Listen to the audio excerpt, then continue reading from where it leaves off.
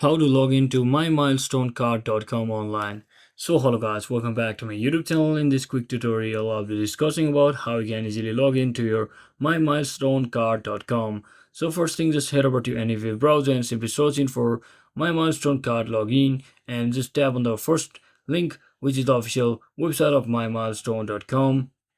And once you tap on that, just locate the profile icon or login button at the top right of your navigation bar from the website, and just tap on that, and you should be redirected to this page where you simply have to provide your username as well as your password. That is your registered username as well as your password, and just click on login button to successfully log into your My Milestone Mastercard or card.com. And if you ever forget your username or password, you can always click on this given link over here, which is in blue, and if you haven't registered yet, you can always click on register to create a new account from scratch.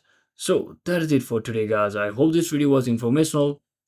If it was, don't forget to like and subscribe. See you on the next one.